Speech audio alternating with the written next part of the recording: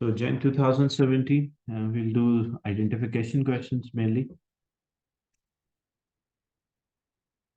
And the first two questions, one is related to identification of the ions, and the second one is usually related to the identification of the functional groups related to organic chemistry.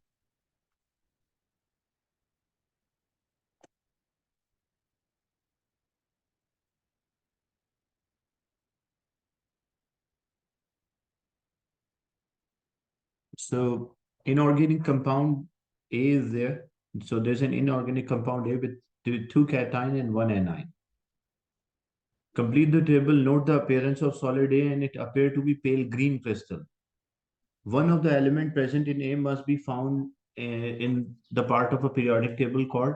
So because it's forming a colored compound, whenever there are colored compounds or a compound is colored, this given evidence that it's a transition element or which part we can find that element, that will be a D block element. So part of a periodic table where we can find this, that will be the D block. Then mix a spatula measure of a solid A with 20 cm cube of a distilled water. So we make a solution. A solid A would dissolve easily and form a very pale green solution. So what are the likely ions present in it? The pale green, it might be nickel, chromium, or iron 2. So formula of the cation responsible for pale green likely to be, it might be iron 2, it might be nickel, or it might be chromium, because these are the ions which are responsible for green color solution. Nickel is +2. And again, you have to learn the aqueous solution, the color of aqueous solution of different ions. That is there in the transition element chapter. So we will make an aqueous solution and we have three possibilities. It might be Fe +2, it might be nickel +2, or it might be chromium +3. The next is about 5 cm cube of a solution A, we add sodium hydroxide. Sodium hydroxide is a test for the cation. Whenever we want to test the cations, we usually add sodium hydroxide. And if there are green precipitate form which turn brown on standing, so means it's like iron 2 hydroxide is formed, and then due to oxidation it become iron 3. Because iron 2 hydroxide is dirty green and iron 3 is red brown. So the green precipitate are due to what? Here when the solution is formed, when we dissolve, so it will form a complex here, like it will be Fe. If they ask like state the formula of the ion present in this solution, so you will write Fe H2O bracket 6 and then the charge will be +2. That, or nickel is there, or a chromium charge will be +3. Then when we add sodium hydroxide, there's an acid-base reaction. So what charge is there on the cation? Same number of protons are removed from the water. So what it will become? It will become Fe OH2 like hydroxide, and then 4 water molecules are there. And because this does not have any charge, there is no net charge here, like iron is +2 and hydroxide each is -1, 2 will be -2. So when net charge is 0, this complex will be solid. That's why it was green precipitate. And why it turned brown? Because it further oxidized, like iron 2 become iron 3. So if iron 3 is formed, if iron 2 turn into iron 3, then as a result, what will happen? It will form a complex of iron 3. So, but here it is acceptable if you write only, if you write iron 2 hydroxide is formed here, and then it turned into iron 3 hydroxide, that is correct, that is not wrong.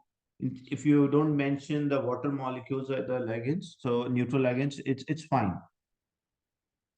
So whenever sodium hydroxide is added, a green precipitate due to iron 2 and turn into red brown, or iron, like it is oxidized to iron 3.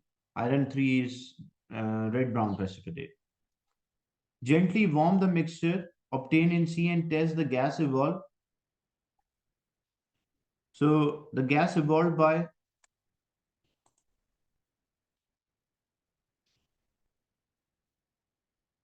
Now, how we can evolve the gas or how we can release the gas from this? If we want to release the gas,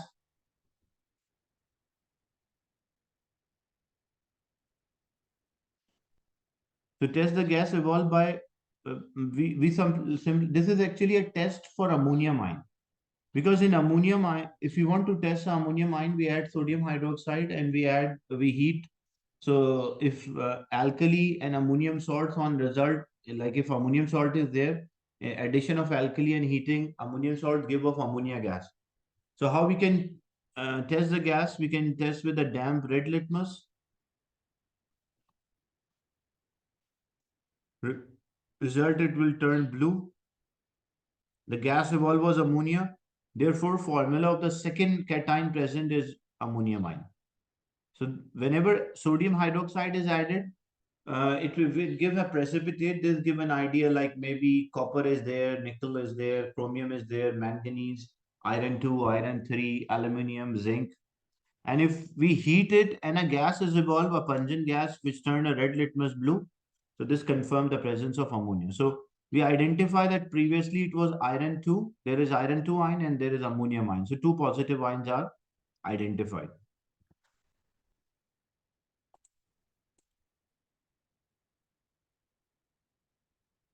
To about 5 cm cube of a fresh sample of a solution A, added a few drops of anion present is sulfate. So what is the test for a sulfate ion? Add few drops of nitric acid followed by barium nitrate or barium chloride.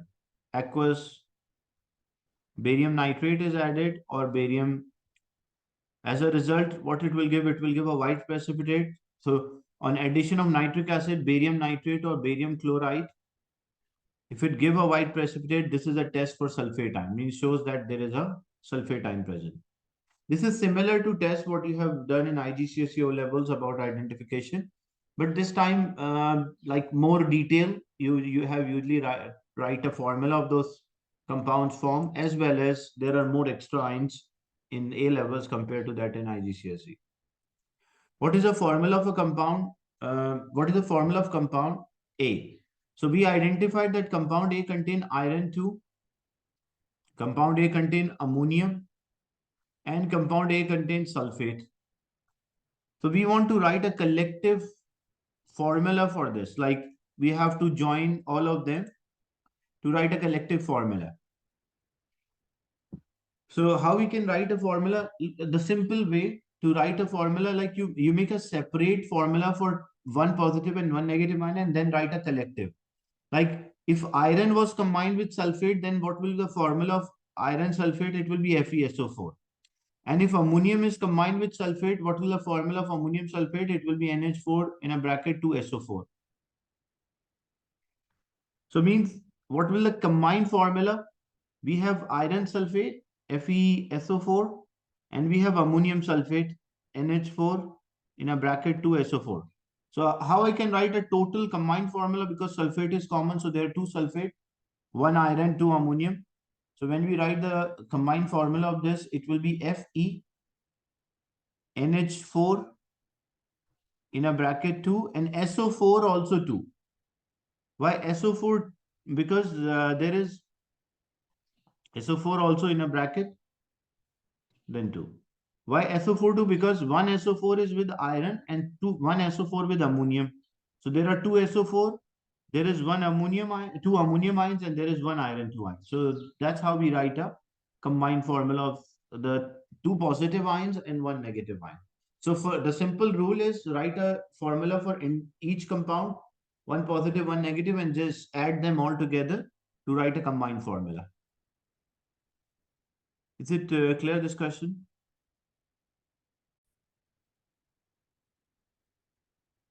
Then in question two is usually related to organic analysis, like in which you have to identify an organic compound. 4-hydroxybutanoic acid is a naturally occurring substance found in human central nervous system, as well as in a wine, beef, citrus fruit. 4-hydroxybutanoic acid is a sticky solid with a melting temperature from 48 to 50. The structure of 4-hydroxybutanoic acid is shown. About 5 grams of 4-hydrobutanoic acid was placed in a test tube and melted by heating in a hot water bath. A small piece of a sodium was added to a molten. Suggests why the flammability of 4-hydroxybutanoic acid would not present at a significant risk in this experiment, even if a Bunsen burner is used. So, what might be a reason why it won't catch fire? Usually, because what happened? First thing, like why when even though like in a test tube we are using a this 4-hydroxybutanoic acid, but that is in a solid state. So when substance is a solid state, it is having a like it won't vaporize easily when we are using a because those vapors usually when we have organic solvents they are liquids. So as a result, it can easily be vaporized or they are more volatile. So their vapors will be there in the surrounding. And when their vapors are there in the surrounding, these vapors can be exposed to the flame and it can catch fire. That's a danger of using burning a flammable liquid by a Bunsen burner. But here 4-hydroxybutanoic acid, first thing it is in a solid state, so it's not volatile. It will not produce a vapor which can easily catch fire. Or you can also mention the amount which we are using is very small, like 5 grams is nothing. So you can mention it will have low flammability because it is solid, or you can mention it is less volatile as it's having a relatively like solid, so it will be less volatile, does not produce vapors which can catch fire. So just one reason why a water bath was used in this experiment rather than a Bunsen burner. So what is the use of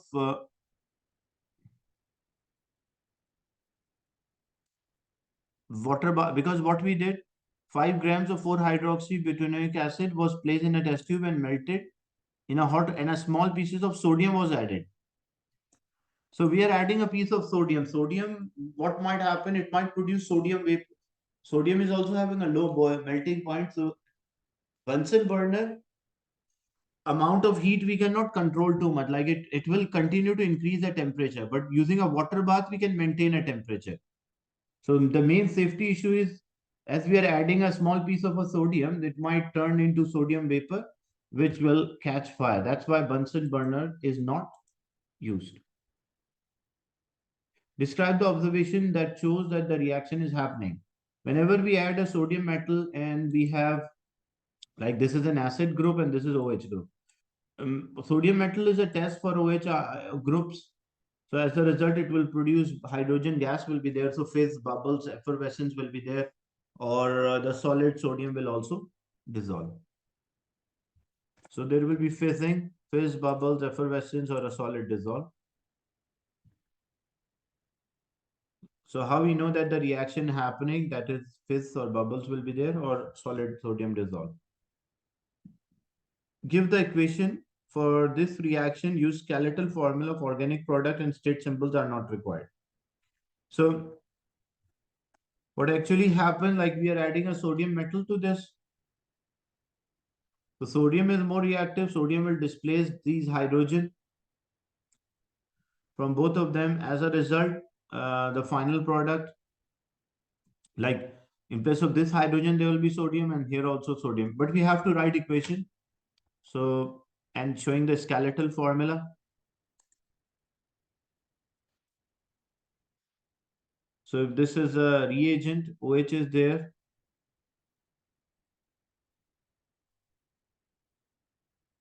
And it react with sodium Na.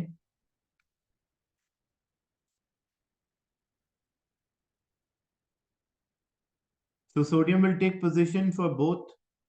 Sodium will take position of both of these hydrogen. As a result, it will be ONA.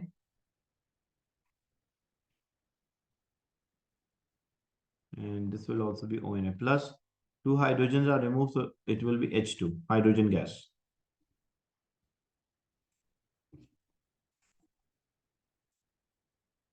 A spatula measure of a 4-hydroxybutanoic acid was added to a solution of a sodium hydrogen carbonate. Vigorous effervescence were observed, name the gas. So because there's a carboxylic group, so it means adding a carbonate will give us the carbon dioxide. So they mention name a gas. If you write CO2, your answer is considered as wrong. Why? Because they asked to name the gas. So, and sometimes directly they say write a formula of a gas. So if a formula of the gas, then you have to write CO2. If you write name, that is not acceptable. As they specify what should be the answer. State the test that would confirm the identity of a gas. So testing with a carbon dioxide, test with a lime water,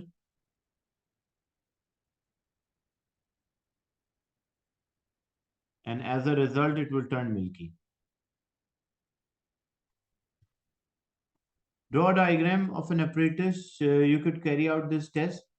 So how we can usually carry out a test as there is a gas given off.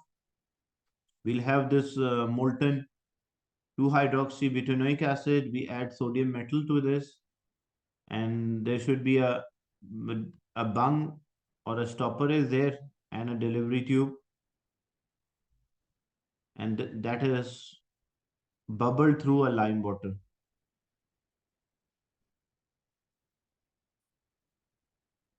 When we bubble this gas given off with the lime water, it will turn milky. This is a reaction mixture.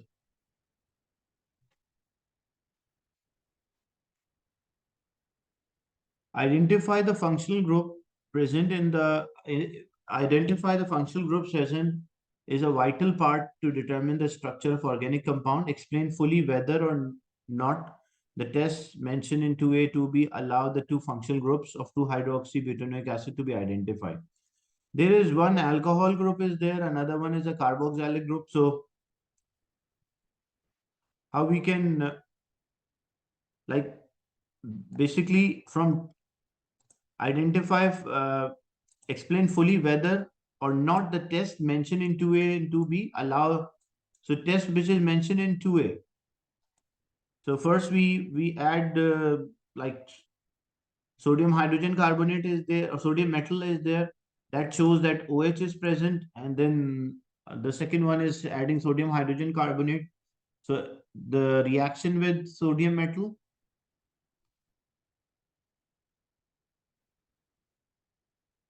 So if the reaction with sodium metal, what will happen? It will show that there is a OH group present, functional group for alcohol or carboxylic acid. And then the second one is a reaction with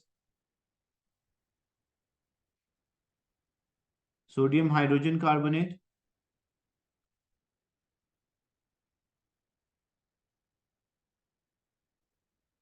It will show that there is a acid group is there, like C double. Either it will be like acid group, not necessarily organic acid, but it can be any acid as they react with carbonates. Use the data in the table to explain how infrared spectrum of a 2-hydroxypropanoic acid could be used to identify the two functional groups.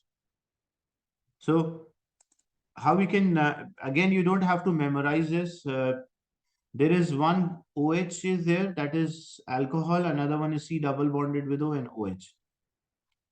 So OH is stretching of alcohol. That will be 3,750 to 3,200. So there will be a peak at this. But OH stretching of carboxylic acid like this will give a peak at 3,300 to 2,500. And the presence of C double bonded with O of acid. So this group will have a peak of 1,725 to 1,700. So you have to, or 1,700 to 1,680. Any one you like, you can mention all three of them. The alcohol group where it will give a peak, and CO stretching for methanoate, ethanoate, propanoate. So mainly this result you have to use to show that the functional groups which are present. Explain whether or not infrared spectra could be used to distinguish between 4-hydroxypropanoic acid from its isomer 3-hydroxy. So infrared spectrum is mainly used to identify the type of the bonds. So the two isomers will, as they have the same functional group, Only thing which in an infrared spectrum, when we have the like IR spectrum is there, the values are starting like from a higher value, say 4,000 is there, then 3,000 is there, then 2,000, 1,000, and so on, zero. Now, till 1,500, the wave number 1,500, this is called a fingerprint region. Fingerprint region means for every molecule, it will be different. So the only thing difference between 3-hydroxybutanoic acid and 4-hydroxybutanoic acid, the fingerprint region will be different for both of them. But this part, because like this contain OH, this also having OH, this have C double bonded with O, this also have C double bonded with O, and then OH is there, then OH. So this region will be similar. You cannot distinguish from the functional groups as they have the same. Only thing you can distinguish is by their fingerprint part. So explain whether or not the infrared spectrum could be used to distinguish. So you can say yes. If you say yes, you have to mention that only fingerprint part can be used to distinguish between the two isomers. And if you say no, then you will justify that because they will have the same functional group, so same absorption, so we cannot distinguish between them.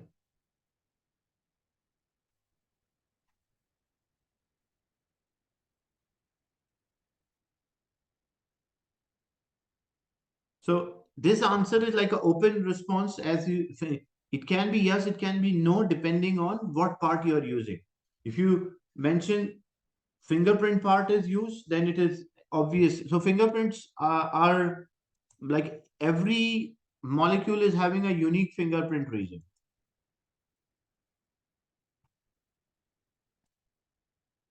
Is it clear this part?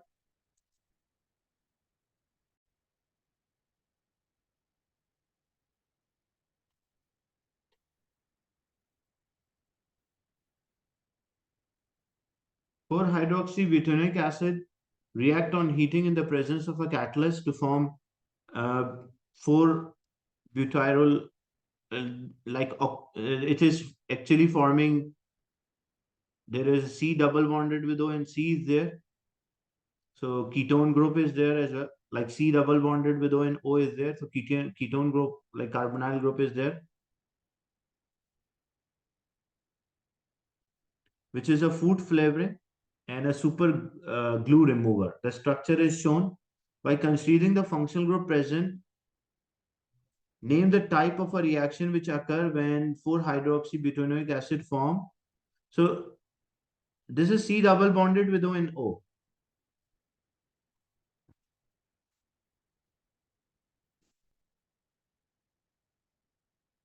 So when acetone is formed, what might be the chemical reaction which happen or occur here? So whenever esters are formed, so the reaction is known as esterification. And identify the suitable catalyst for esterification. Sulfuric acid is a catalyst. Concentrated sulfuric acid is usually used as a catalyst for esters.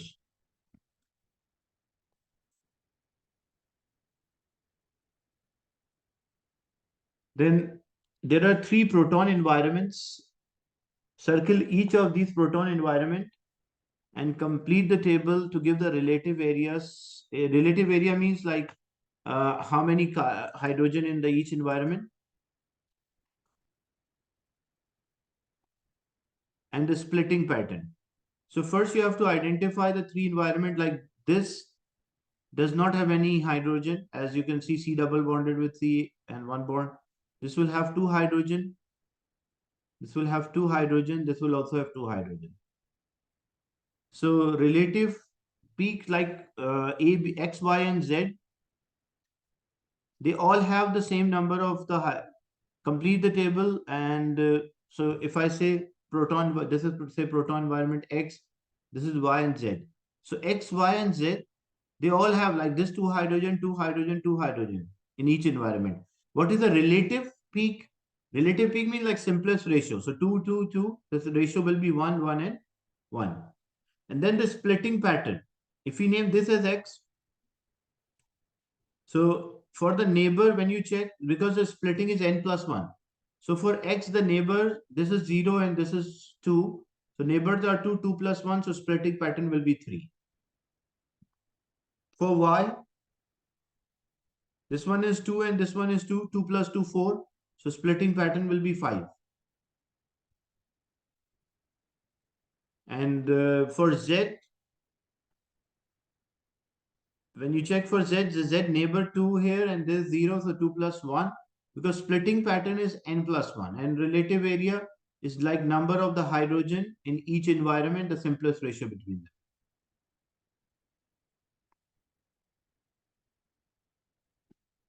Is it clear this part?